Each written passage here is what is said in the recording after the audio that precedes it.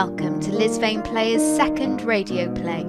We invite you to pour yourself a glass of red, turn the lights down low, and enjoy Bram Stoker's Dracula.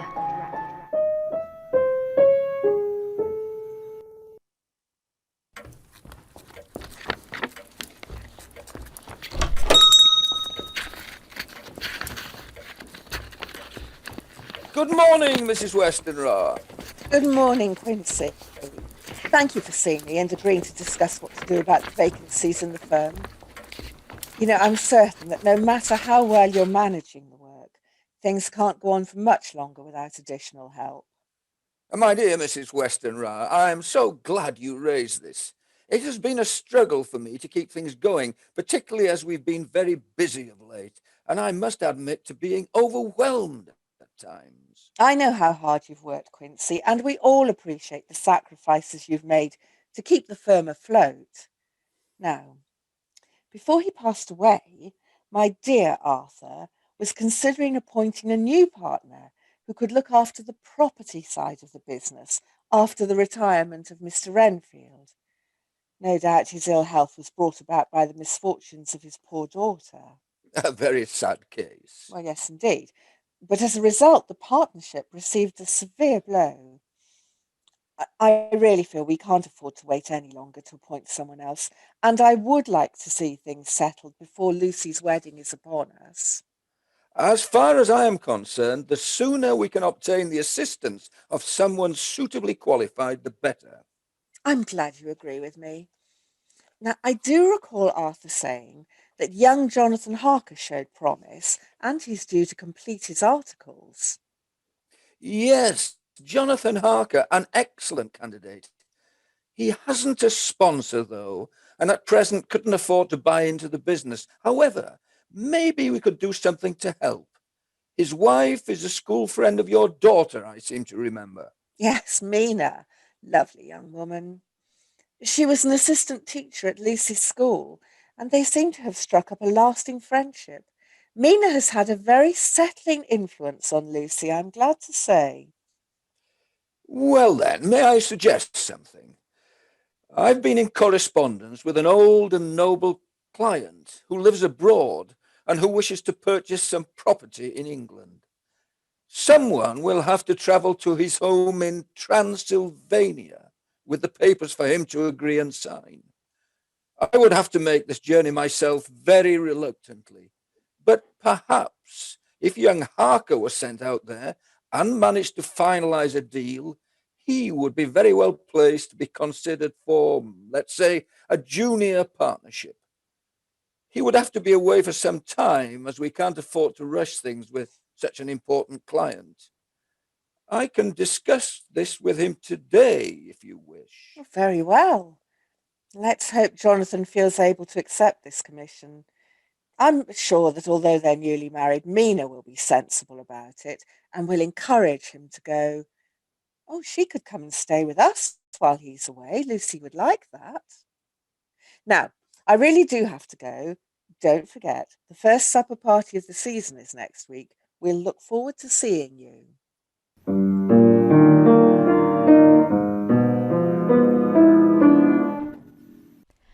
My journal.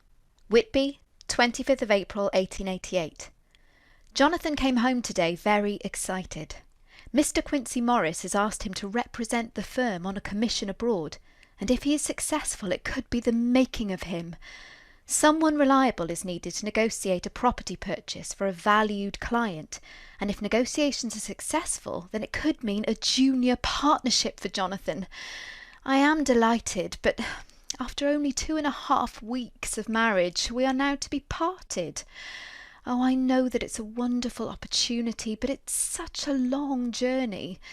It means that Jonathan will be away for perhaps 6 weeks or even longer.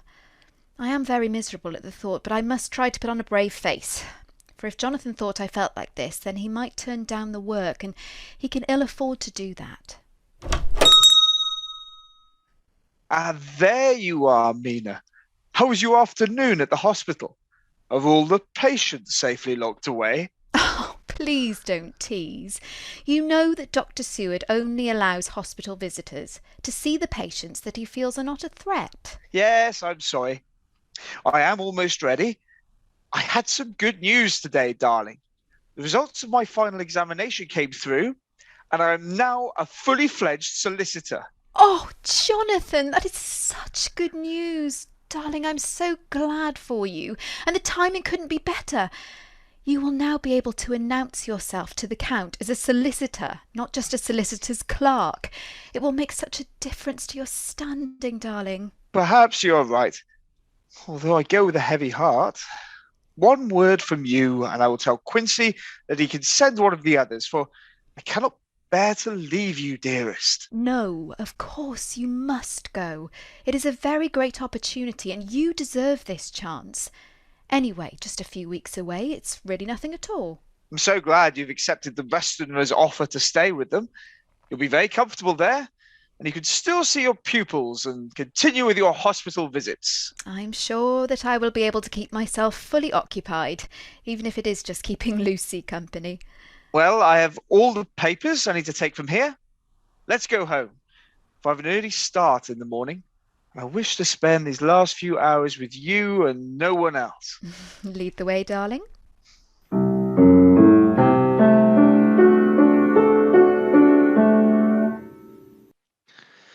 Bistritz, Transylvania, 4th of May, 1888.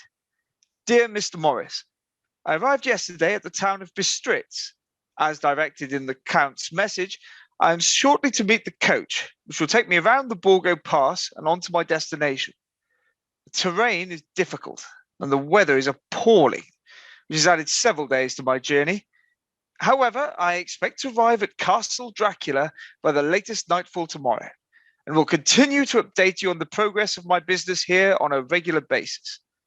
I remain your obedient servant, Jonathan Harker.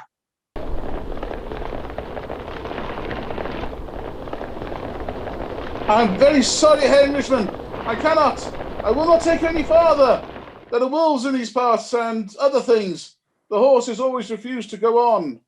Then, would you be kind enough to point me in the direction of Castle Dracula? Must you go? Oh, young Herr, must you go? Do you know what day it is, sir? It is the eve of St. George, the day when all the evil things in the world hold full sway. I implore you, sir. You do not know what you are going to. Can you not delay a few days? I'm sorry, I must go. I have work to do. Then at least, sir, take this rosary for the sake of your soul. Come, we cannot stay any longer. Follow the road ahead for 2 miles, and you'll see the castle at the top of the hill. Take care, young Herr. Yep.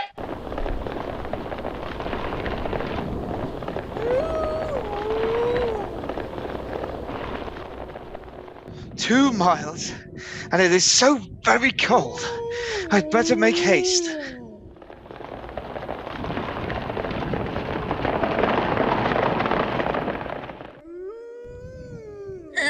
Herr Harker, I am here to take you the rest of the way. The night is cold, and I will take care of you. Come, my horses await.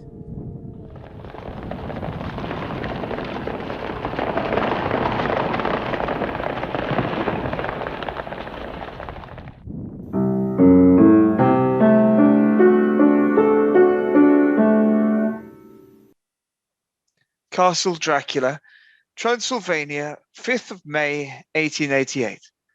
My darling Mina, I have at last reached Castle Dracula and can write to assure you that I am safe. I know that you worry until you hear from me. This place is very desolate, and I've experienced delays mainly due to the rough roads and terrible weather. The castle itself is set on a tall cliff overlooking a chasm, reached only by a dirt track, which even proves difficult for the pack animals. My own bedroom is in one of the tall towers with a sheer drop to the river below. It is old, but quite comfortable, and I am looking forward to resting before commencing negotiations with the Count tomorrow. The Count is a strange old gentleman. Dressed in the costume I would guess of the old nobility of the area, he speaks perfect English, however, which should make the negotiations much easier to complete. I cannot honestly say that for all his good manners I feel particularly at ease with him, nor can I quite get used to his odd habit of wishing to work well into the night.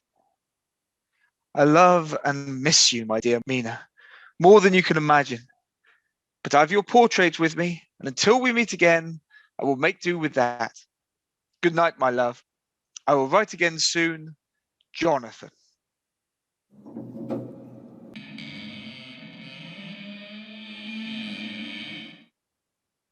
Ah, Mr. Harker, you have traveled far.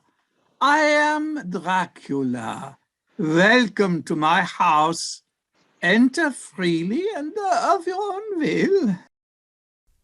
I hope that you are not too tired to go through the list of properties with me tonight. I am most anxious to expedite the purchases. I was hoping to begin properly in the morning, but we could go through some of them if you wish. Good. Please, help yourself to some supper. My servants have gone to bed, so the meal is very simple. Then, when you are ready, I would like to begin. I am an old man, and I find the nighttime more conducive to work. I hope you do not find my habits peculiar. You may sleep tomorrow.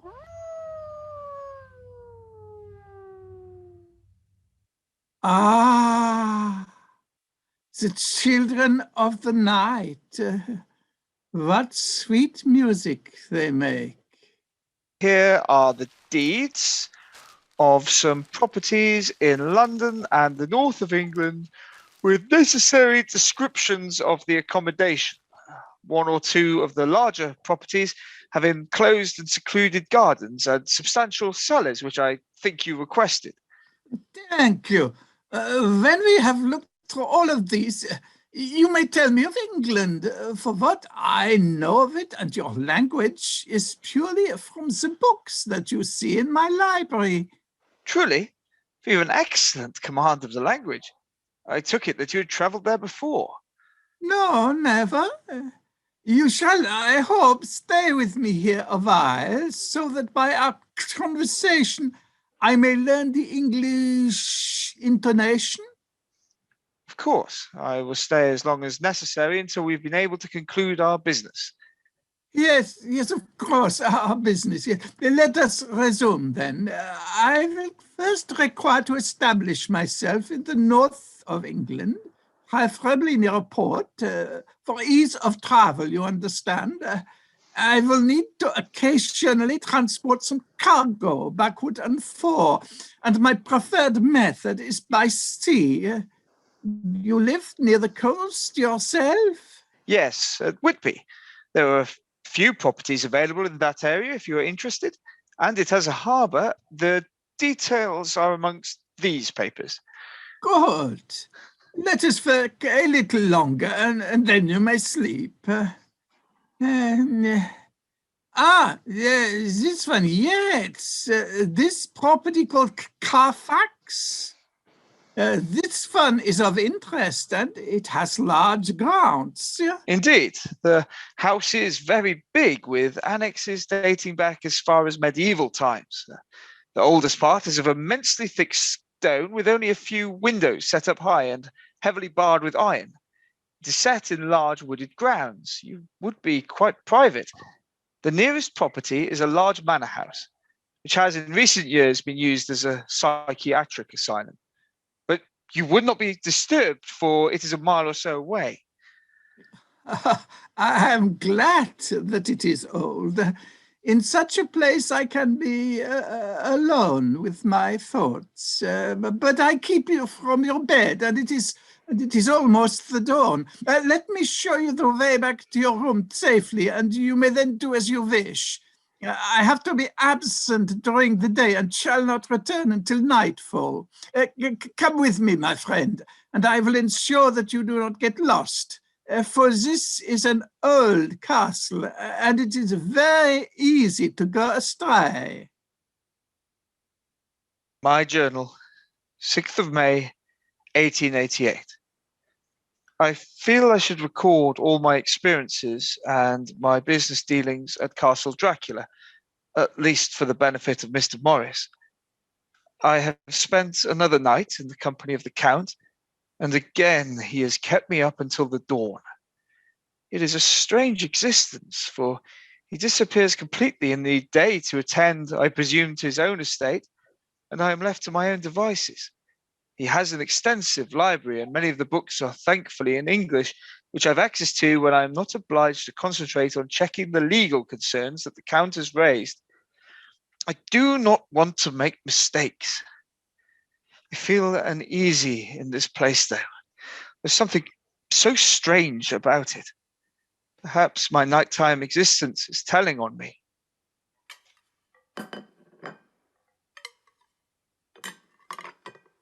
Please, help yourself to food. There is much to do this evening. It can, however, wait until you have finished your meal.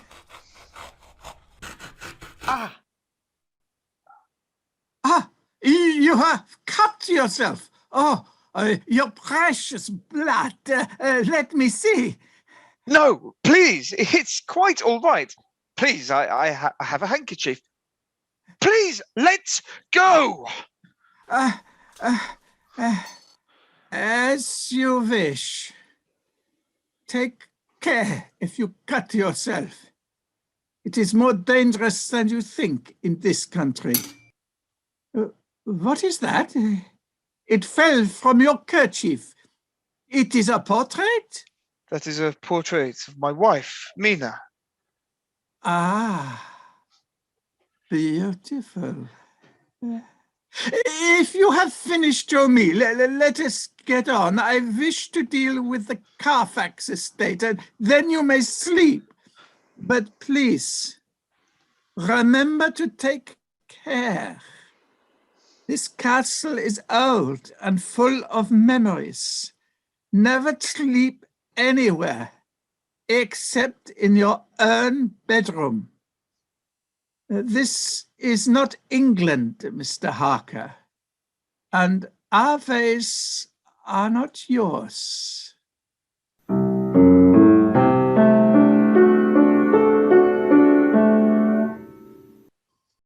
My journal, 25th of June, 1888.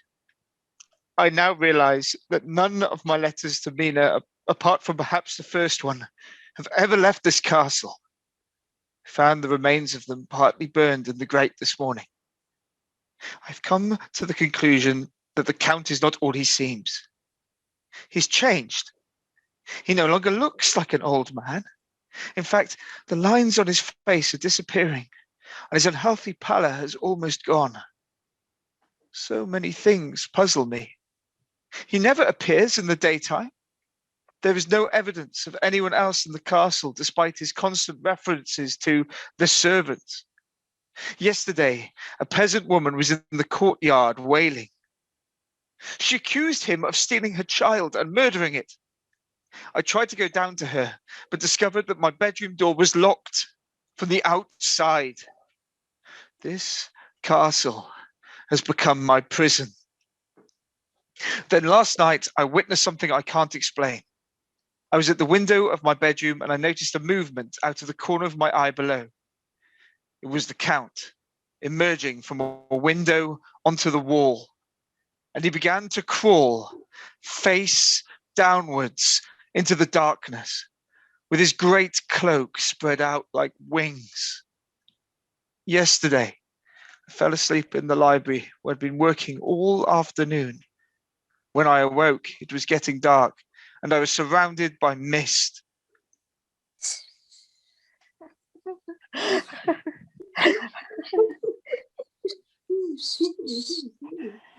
But has the master left for us? Yes, you go first. There are kisses enough for us all. Hush, hush, sweet are our kisses. and long is the night. How dare you touch him, any of you? How dare you cast your eyes on him when I have forbidden it? Why can't you give him to us? Are we to have nothing again tonight? I have told you that when I have finished with him, you may have your kisses for eternity. Now go. You can satisfy yourselves with that for tonight.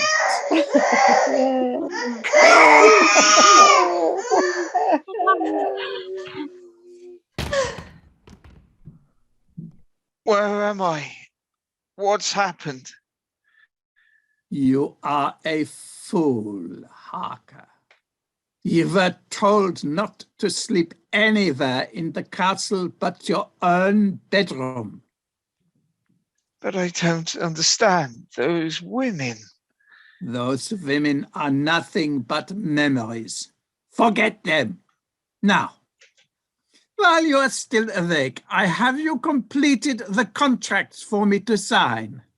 I will be leaving in a few days' time, and there are to be no problems. Do you understand? Yes, they are ready. I just completed the papers when I fell asleep. Good.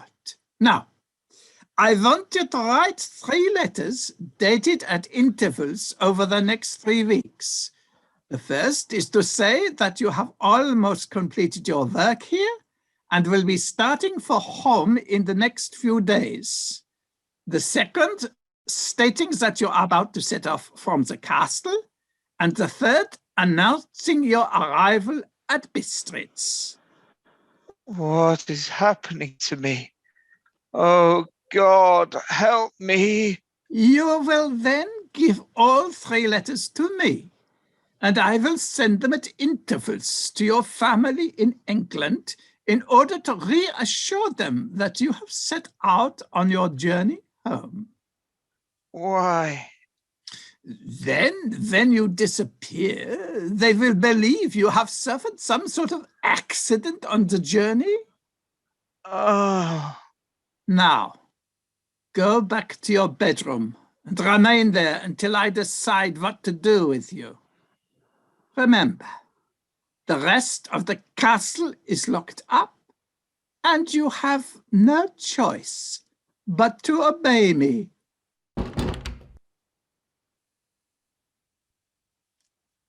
Alone. All alone, but for those dreadful women.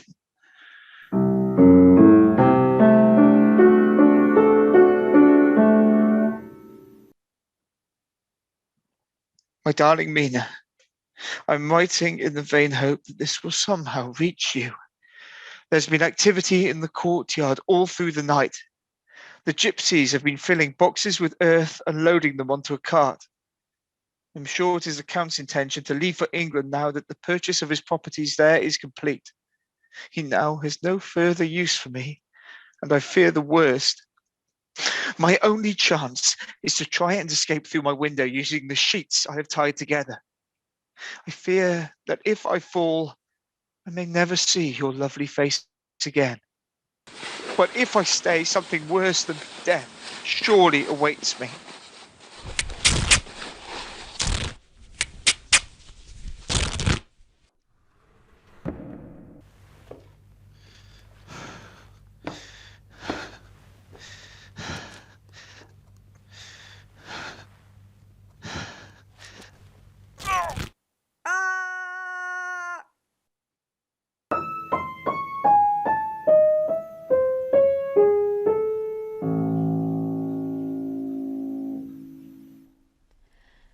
My journal, Whitby, 23rd of July 1888. It has been 2 long months since I received a letter from my dear Jonathan. Time passes so very slowly, but I do have my pupils and my hospital visiting to help fill the long hours.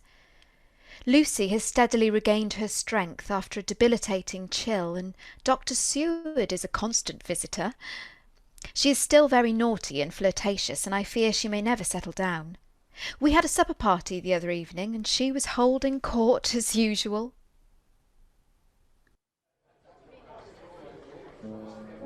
My dear Miss Westenra, I must say that despite spending the last 10 minutes assuring me that the Halifax Assembly Rooms are no fit place for a lady, I really think that you would relish the opportunity to go. Oh, my dear Mr. Morris, how can you say such a thing? You know Mamma would never approve.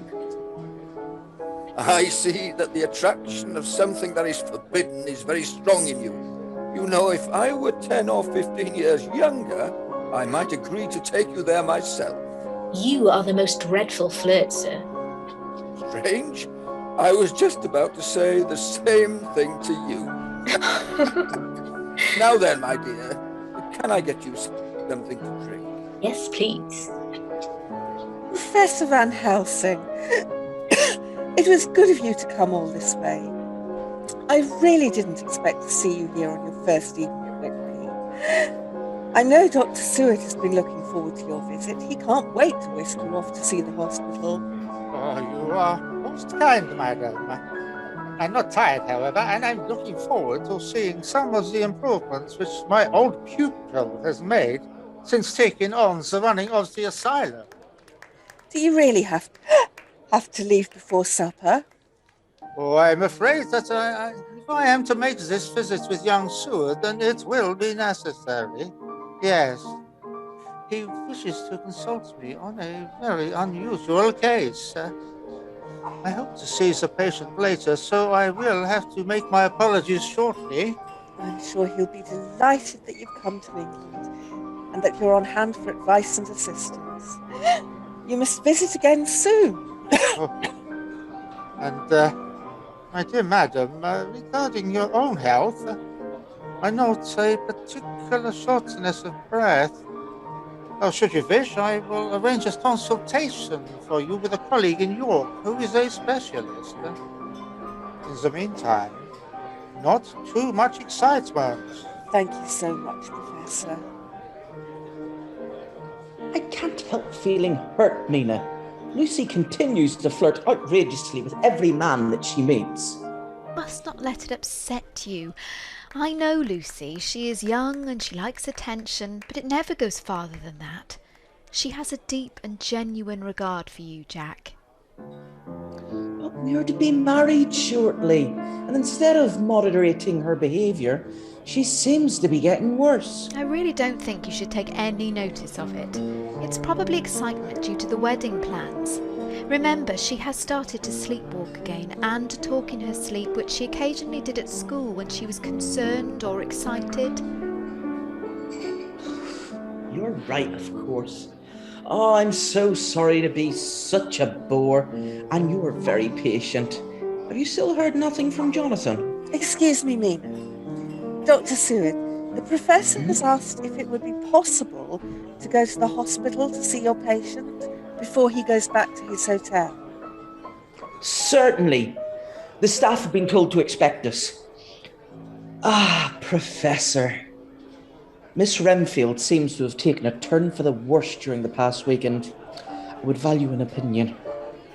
Mrs. Westenra, please give my apologies to Lucy. Mina, are you certain you wish to come along? Although you have a calming effect on Miss Renfield. She has been very unpredictable of late. Yes, I will come. She is used to me, so perhaps I could be of help if she is being difficult. Very well. Professor, when you're ready. Yes.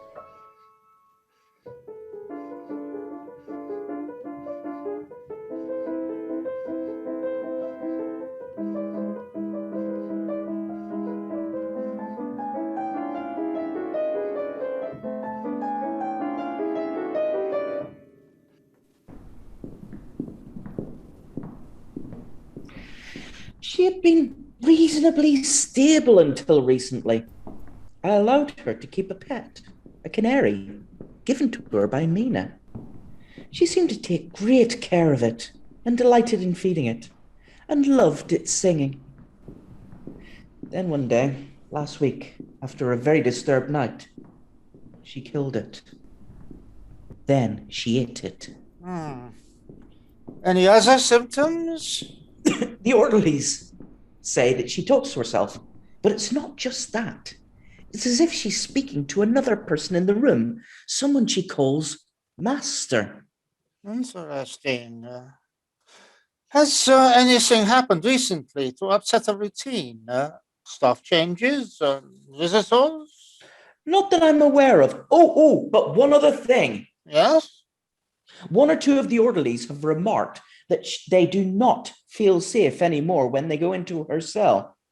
Some say that she watches them constantly, as though waiting to pounce.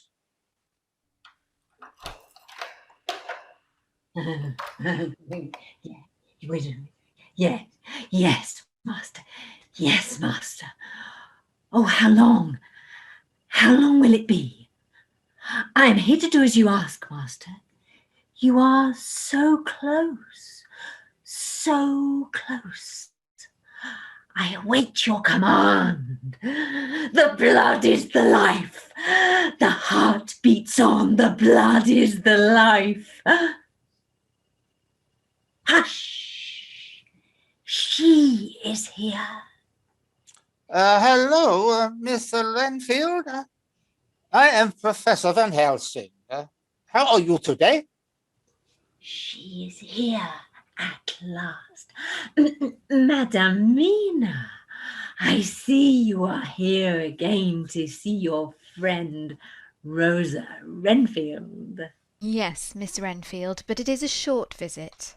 Be warned. They enter freely of their own will. They don't know the trap. And then, pop, they're dead. And soon the master will come, and they will all be dead. The blood is the life. The blood is the life. You see what I mean about the raving? And then, in the morning, she is normally quiet. Quite exhausted, in fact. There seems to be no explanation for it. Let us adjourn to your study. I would like to see the history of the patient.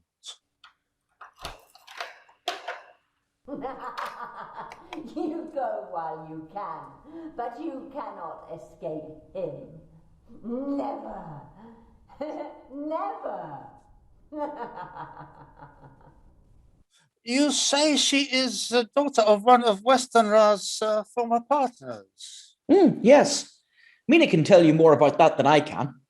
She is the daughter of old Mr. Renfield. Poor man, he was in no fit state to continue as a solicitor after what happened. And when did it all start? Mrs. Renfield, her mother, was Hungarian. She decided to take Rosa home to visit her grandparents and other relations. But it was a very ambitious journey, and it seemed to take its toll on Mrs. Renfield's health. She died over there. I don't think the cause was ever established, but Rosa found her, you see, and there seemed to be some story about her being savaged by a wild animal, possibly a wolf or even a large dog. Nobody ever got to the truth of it. Dr. Seward became involved with the case after she got back.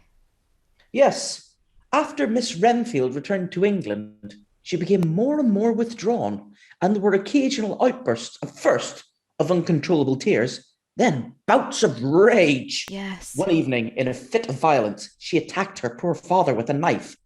He had no choice but to get her committed. See, let me see the notes. There are one or two things I will need to check.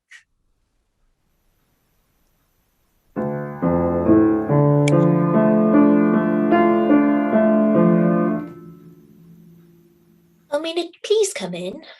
How did you sleep last night, Lucy? I think I slept through, although I must have been dreaming again. Everything was so dark and horrible, and I was frightened. When I woke up, I felt weak and worn out, and my throat hurts again. Oh, you poor thing. Another bad night, then. Are you sure you don't want me to tell your mother? Oh, no, she will only worry, and she is not well herself. She seems so pleased, so happy about the wedding. I don't want to spoil things. Well, if you're sure... Yes, I'm sure it will pass. I expect it's because I can't help thinking about the wedding, when I shall be a married lady, just like you. Oh, Lucy, You do want to spend the rest of your life with Jack, don't you? Yes, of course. Well, Jack and I are well matched, and I love him more than anything. He says that he loves me more than I love him, but that's just nonsense. Oh, I know that sometimes he thinks that I'm frivolous and a flirt, but really he's jealous when I talk to the cat. Anyway, he's coming here later this morning, so you can judge for yourself how well we are together. I am surprised that he can find the energy. Miss Renfield caused such a stir last night that he had to stay at the hospital for the rest of the night. Really? What happened? Oh, well, it was just after we had left to return to the supper party. One of the orderlies let himself into the cell to carry out the late-night inspection, and Miss Renfield slipped past him and was off down the corridor and out into the grounds before he could raise the alarm. Oh, no. Dr. Seward was called back, and it took him and the orderlies hours to locate her. But eventually she was found in the old tower, apparently speaking to somebody, but there turned out to be nobody there. Nothing except a large bat flapping around. Bat? Yes, apparently. She was brought back to her cell without any further problem and seems quite calm again this morning. Dr. Seward is here to see you, Miss Lucy. Shall I show him in? Oh, thank you, Mrs. Meadows. Please do. The papers have arrived. Shall I bring them up? Oh, is there anything further about the ship that ran aground in the harbour last week? Yes, Mrs. Harker. Now, you've had your nose in a book all morning, Mina, and now I see you can't wait to pore over the newspapers. Mrs. Meadows, please go down and fetch dear Jack and the newspapers, and if Mina really wants to find out all about that silly ship, well, she can do so in here with us.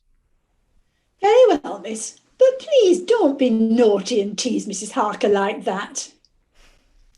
But don't you think it's exciting? It's stirred up considerable interest and curiosity in the town, and I, for one, am intrigued. Lucy. Oh, Mina, here are the papers. Thank you, Jack. Jack, darling, Mina has been telling me all about Miss Renfield. Come, sit beside me. You look exhausted. Good morning. Lucy, did you sleep well? You look rather pale. I think I slept well, but for the dreams. Oh, I would like to ask Van Helsing to have a look at you. Perhaps he can come up with an answer. Ah! It says here in the Gazette that a cargo ship from the Black Sea area was found with only her captain aboard, tied with a belt to the ship's wheel. He couldn't remember what had happened during the voyage or why all the rest of the crew had disappeared. He died 5 hours later of his injuries. Oh, poor man. Before he died, he became lucid enough to describe parts of the journey, getting lost in a fog and one by one the crew disappearing. Poppycock. Yes! I heard a little about it at the hospital. One of my colleagues treated the captain. No. It was a ship's log, apparently. But it doesn't make much sense. It talks about some of the crew reporting a ghost-like figure on the deck at night. Gosh. But a search of the cargo revealed only a large number of sealed crates. I wonder what really happened. We'll probably never know for certain. The strangest thing of all is the story of the ship coming into harbour and a huge black dog leaping from the dock and making off towards the cliff-top churchyard. Goodness. Oh, do we really have to talk about all of this now? It's such a beautiful day, and you promised to take me boating, Jack. Of course I did. Oh, let's go out and get the roses back into those pale cheeks. What about you, Mina? Would you like to come with us? No, really. I am going to write a letter to the last address I have for Jonathan. I must try and find out what has happened. Have a lovely afternoon, you two. Lucy! Miss Lucy! Lucy! Where are you, Lucy? Come on, we must find Lucy before she does herself some injury. Hobbs said that he thought she must have been making for the cliff, but when he tried to see through the mist, he couldn't make out which path she took. Oh, let's hope she hasn't gone far or hurt herself. I dread to think of what may happen if we don't find her soon. This mist is so cold. Oh, why didn't I instruct one of the housemaids to sit with her? Don't blame yourself, Mum. More than likely she would have found a way and given them the slip before they dozed off. I'm sure we'll find her soon. As Hobbs and Mr. Morris have taken the other path, then one of us should be able to cut her off before she reaches the cliff top. Come on then. There's no time to lose. Look, Mum. There's something there near the gate to the graveyard. Yes, you're right. It looks like... It is Lucy! Bring the blankets! It looks like she's collapsed. Oh no! Get her back into the house.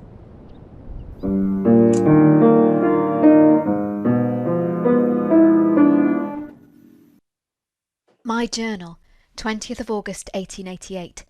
At last I have news of my dear Jonathan. Sister Agatha has written from the Sisters of St. Mary's Hospital, Budapest. Though he is recovering from the physical injuries, his soul seems to be severely troubled. She has asked if he can be brought home soon, as she fears he will otherwise slip into a deep depression. I must go to him, but it means leaving the Westenras whilst Lucy is in her present state. She is thin and pale, and there seems to be no explanation for it. Twice this week Mrs. Westenra has been called out in the night to collect her from the cliff top, as she has been sleepwalking again. I am torn, but I must go to Jonathan. Come here, Sword. Let me just remove Lucy's necklace. Now, do you see these marks? What do you think? Puncture wounds.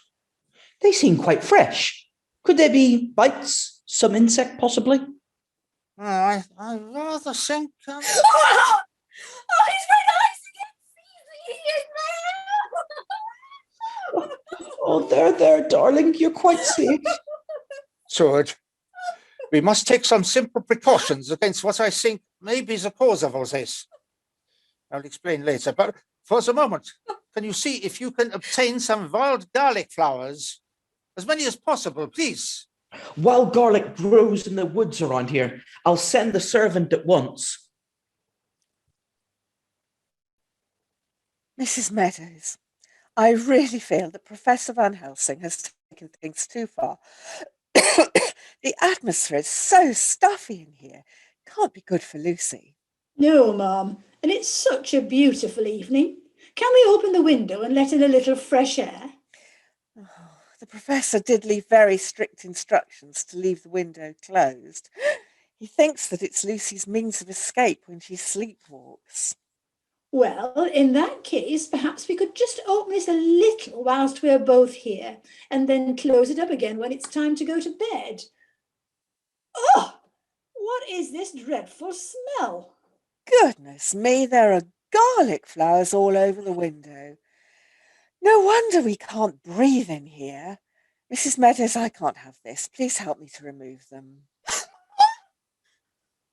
Lucy, my dear, can I get you anything? No, I can't see you. There is a mist before my eyes. It's so dark. Am I dreaming? Oh, there he is at the window. His red eyes are staring, Mama. He's waiting.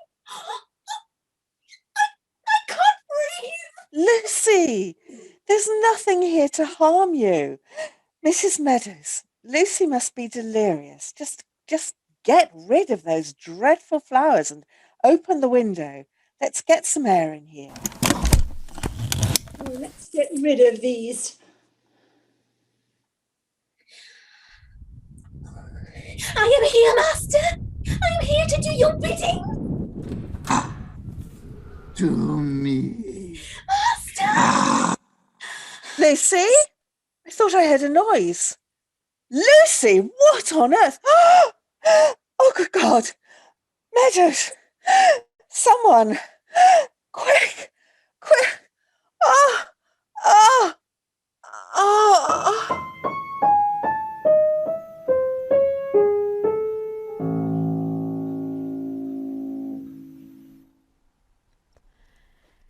My journal, St. Mary's Hospital, Budapest, 28th of August, 1888.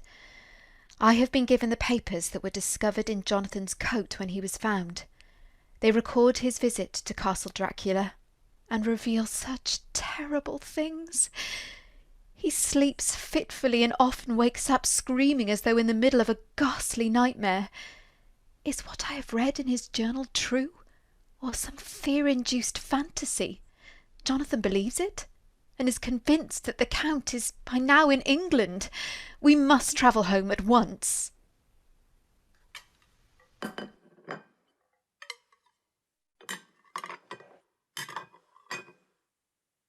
Oh, will that be all, Dr. Seward? Yes. Thank you, Mrs. Meadows. Would you see if Quincy and the Professor need anything? They were deep in discussion when I went in, sir.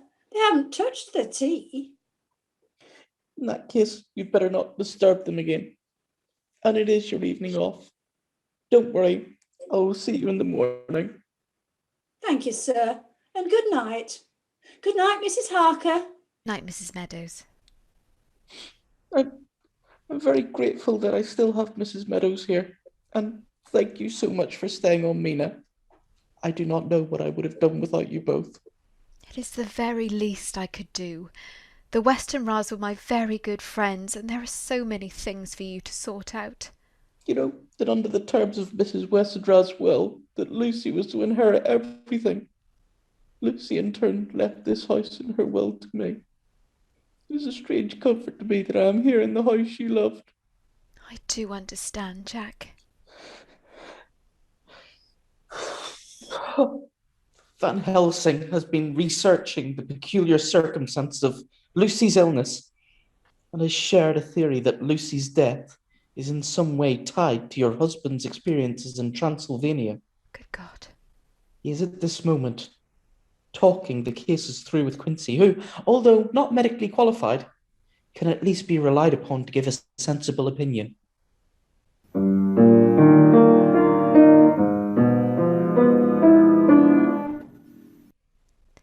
My journal, Whitby, 16th of September, 1888. Professor Van Helsing has been so patient with Jonathan and encouraged him to talk about what happened at Castle Dracula. Oh, at first, of course, this was the very last thing Jonathan wanted to do, and yet the Professor managed to draw out a most unbelievable story, which strangely did not seem to surprise the Professor at all. In the last few days, the change in my Jonathan has been remarkable, and he seems to have regained his calm. It appears that the Professor has previously encountered people who have suffered similar experiences to those of Jonathan. He has made a study of the phenomena, drawing together ancient documents and modern case studies that he has been able to find.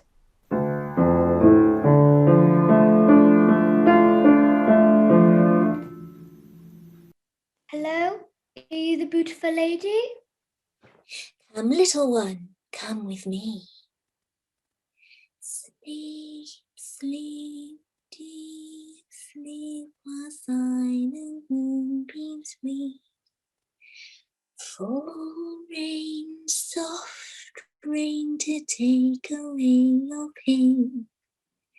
Dark night, long night, to hide you all from sight. Hush, hush, don't stir, none of them may hear. Sweet kiss, my kiss, everlasting bliss.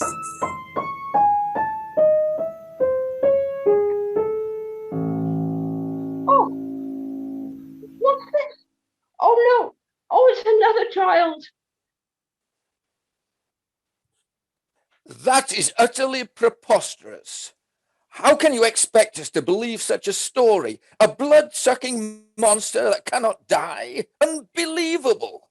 I am aware that it may seem so to you at first. I have, however, encountered this before, and the evidence is indisputable. I would not pursue this matter unless I was convinced that we are all in a great deal of danger. All right. But what you are suggesting is inconceivable. To be wandering about in a cemetery late at night is quite bad enough. But then to violate the grave of someone that was so dear to us, no. Let me put it to you this way, Quincy. We have all read Jonathan's papers describing the events at Castle Dracula, And you have heard much of the story confirmed by him since he arrived back at Whitby. Yes, and they make terrifying reading. Furthermore, you have viewed all the records which describe in detail the vile practices of the Nosferatu. The personal accounts left by a variety of people at different times and in diverse locations across Europe. You must agree that they are all so similar.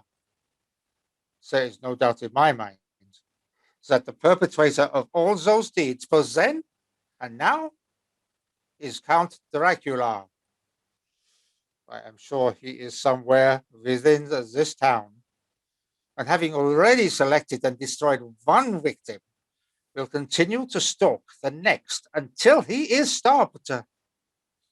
But I still don't understand what all this has to do with Lucy. I was coming to that. Just after she died, I noticed that within a few hours her corpse recovered the beauty and allure which she lost during her last illness. Then the Nosferatu strikes and continues to feed on the same human being, almost until all of the blood is drained out of the body. There is a risk that at this point he will pass on his nature to the unfortunate victim, who in turn becomes a vampire. But now take into account the disappearances of those children and the similarity of the stories of those that survived the attacks. Every one of them described a beautiful, fair-haired lady who took them by the hand and sang to them until they slept. All I am suggesting is that for our own protection and the everlasting soul of Lucy, we take certain steps to assure ourselves that she is no vampire. So you are seriously suggesting that the woman, the thing that abducted those children, was Lucy? If it helps, Quincy, although you know it breaks my heart to contemplate it, we need to examine her tomb to be sure. Ah, my dear Mina. Professor. Oh, Harker, how are you today? A little better, I think. Have you discussed your plan? Not yet. But as you are all here, perhaps it is time. If, after tonight's expedition, we establish we have a vampire in our midst, then we need to prevent her from preying on the living anymore. What do you intend to do? Daylight is fatal to the Nosferatu. She must return to her tomb before the sun rises and has to rest. Then the creature will be at our mercy. To end her existence, we must pierce the heart with a stake, leaving it embedded in the flesh, and cut off the head and fill the mouth with garlic flowers.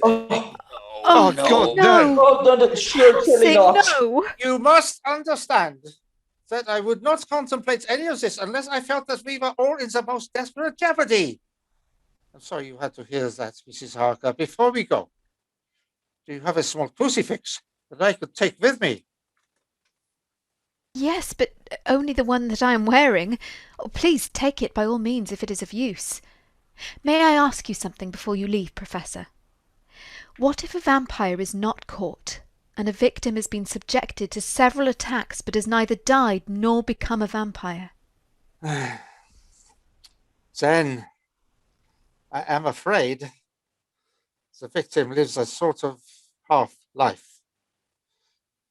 There will be a quite extraordinary longing, even to the point of lunacy, on the part of the victim to be in the presence of the vampire, and a desire to do anything to assist in any way required.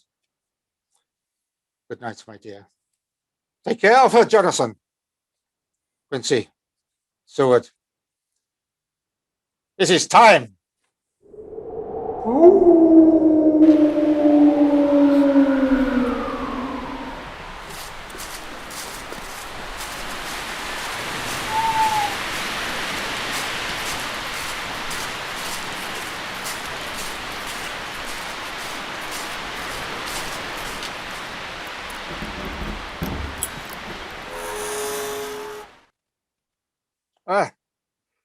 This one.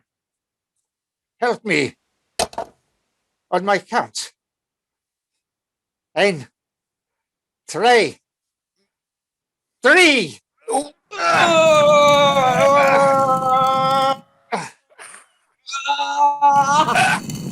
It's empty.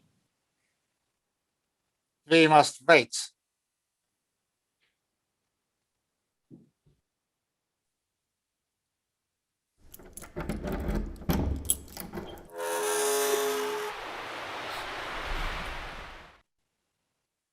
Jack, darling, I am so glad you are come. Kiss me. No, not for your living soul and hers. Come to me, Jack. I want to kiss your lips again. Lucy, not dead. Lie with Lucy, she now sleeps. Are you ready, Quincy? You know what you must do. Yes.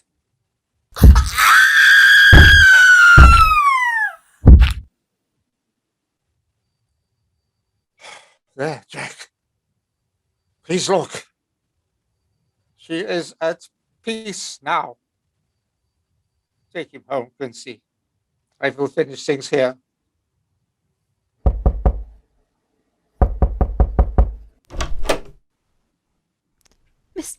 Miss Renfield, what are you doing out of the hospital? Come in and sit quietly with me. Dr. Seward will be back soon and he will attend to you. The master has come. Yes. You! Oh!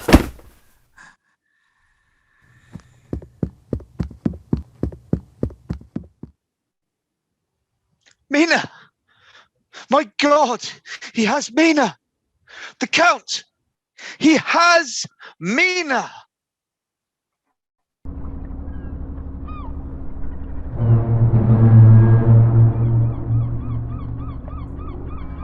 My journal, 6th of October, 1888.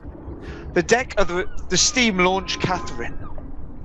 Since the Count escaped with my beloved Mina, I have had no rest. He must be set to return to his castle in Transylvania, aided by the treacherous Renfield, and every minute that we delay spells further danger. None of us expected that it was Miss Renfield who was assisting the Count's activities. Most of us believed that she was merely disturbed and in need of a little kindness and some company.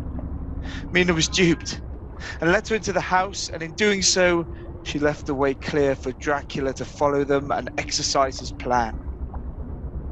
Van Helsing believes that Dracula means to return to his fortress by water, as this will attract the least attention. Dracula knows he is being pursued and must travel swiftly. He cannot pay attention to Mina until he thinks himself safe in the confines of the castle. She will then be completely at his mercy. We must follow immediately.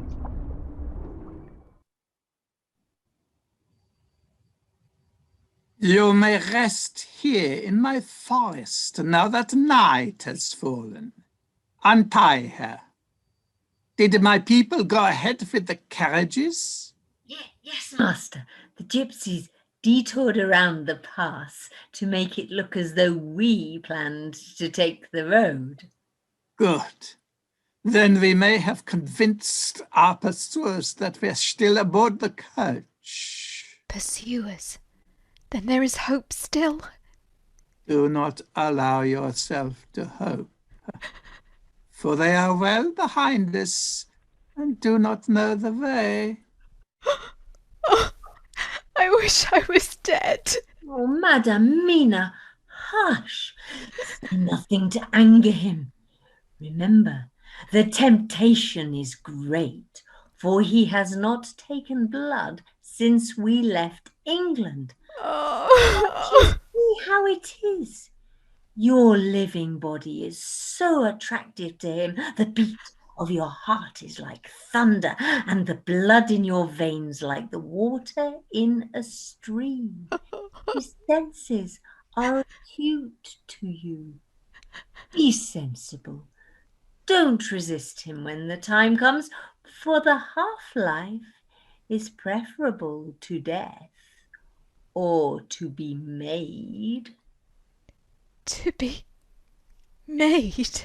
To be made, as he is, to become an undead. Some may wish it as an alternative to earthly death. But the undead are not at peace, for if they kill the things that they love and make them vampires, they desire them no longer. Not at peace. Never at peace, as long as they go on. Better to live a half-life, as I do, for although his absence is unbearable, the master cannot truly leave you whilst your heart still beats. To be made by him would mean to be cast off entirely, as many others have been before. Enough! I told you to rest. Come, there is plenty of food for all of us here. Do not provoke him tonight, for we have had so little these last weeks. Let's ask him if we may take one of them off. This mere white flesh, or have you brought another to us? Is this to be the fourth? Be gone! She will not do for you. It will be the same again for an eternity. I said go! Enjoy her while her heart beats, but you cannot keep her long. I see the weakness in you. Away, I say. Take care. Do not think you are safe from me, despite what you are. Sister, do not provoke him further. But perhaps we could take the other one. Enough! Get back to the castle. Go. Leave me. Sister, I am afraid. Get up, Renfield. Bring her quickly to the castle.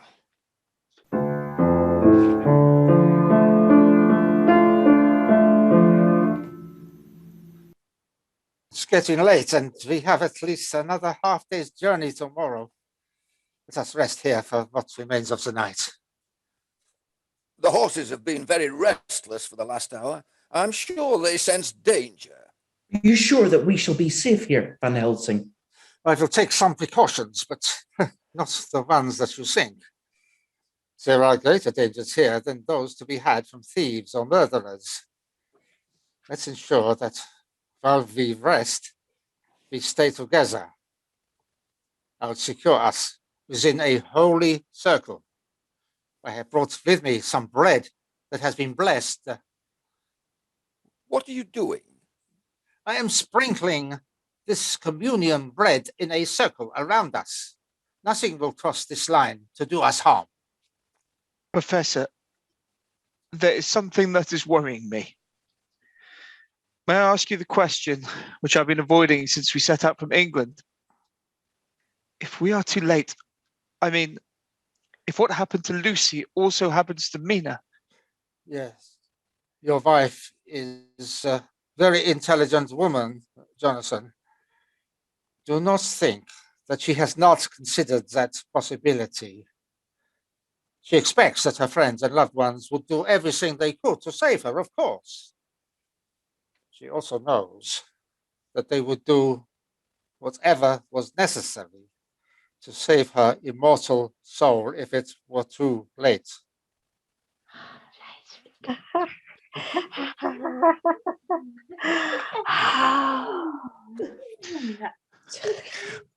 What is this? The mist is surely playing tricks. Dear God, it is the same terrible creatures who would have murdered me in the castle. Come with us. We know where she is. Come with us this way. Do not be afraid. We will take you to her. What madness is this? Go! Oh God, help me! Stay within the circle, all of you. You'll be safe. I have a crucifix here. Get back. Go back to the vile place where you belong. Here's the consequences if we wait any longer. I think we should try to reach the castle before daybreak.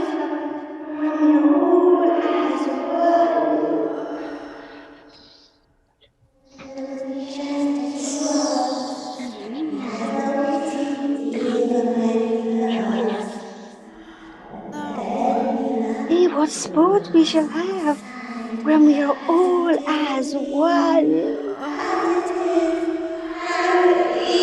Just as you are once. He has no pity, even when he loves.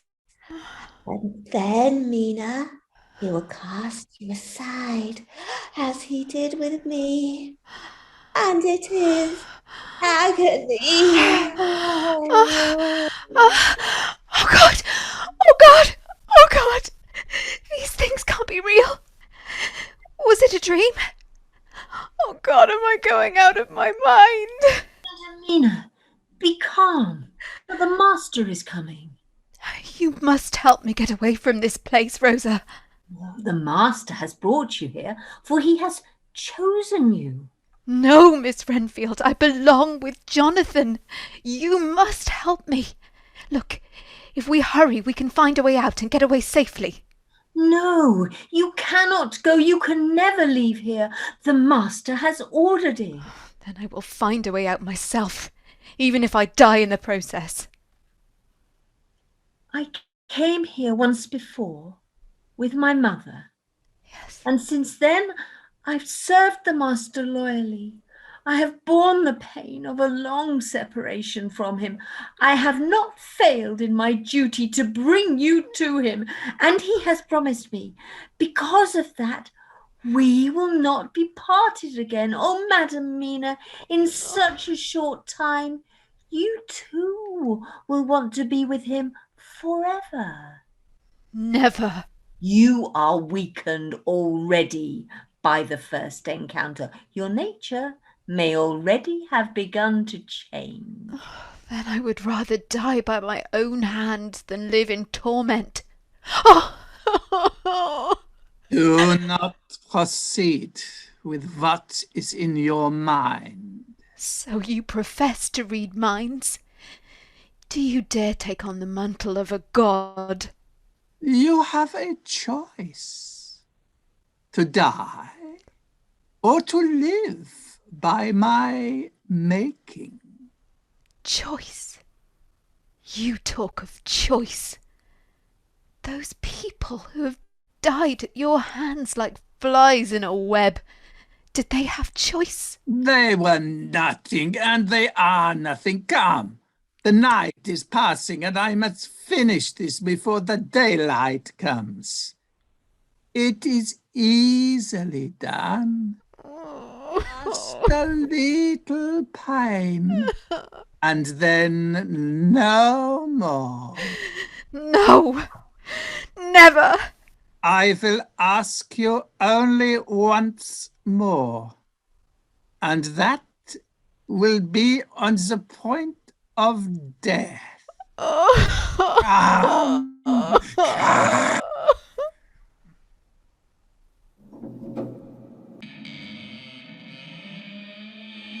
Try to remember, Jonathan.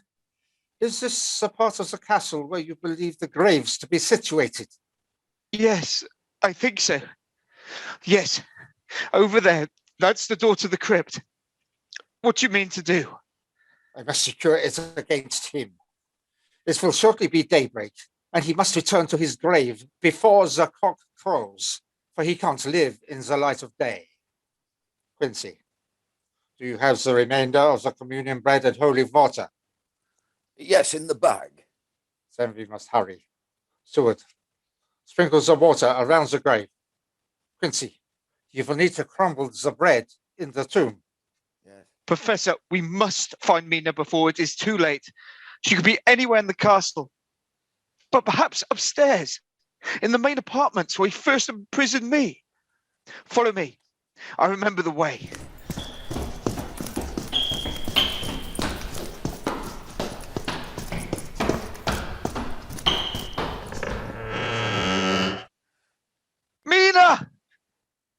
God! She's alive. Barely, but her breathing is very faint. Steward, quick! Help me, please, Steward!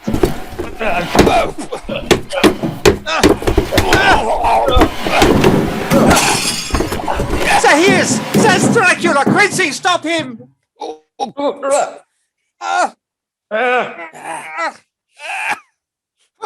Take care, for he is very strong.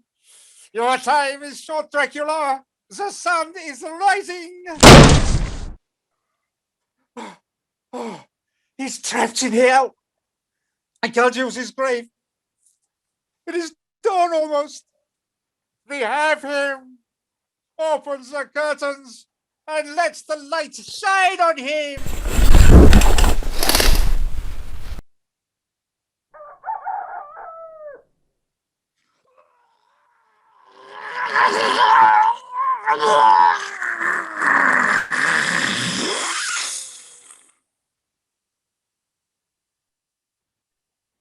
We dealt with the body of Dracula using the same method as we had with the body of Lucy. But when Van Helsing pierced his heart with the stake, the body began to crumble, and there was nothing left but dust. We sealed the tomb in the castle with the utmost care. When I think back to those events, it feels like we lived through a nightmare. We've all remained close over the succeeding years, knowing that it's impossible to discuss these things with anyone else outside our circle. None of us will ever quite recover from the experience. It has damaged us for all time.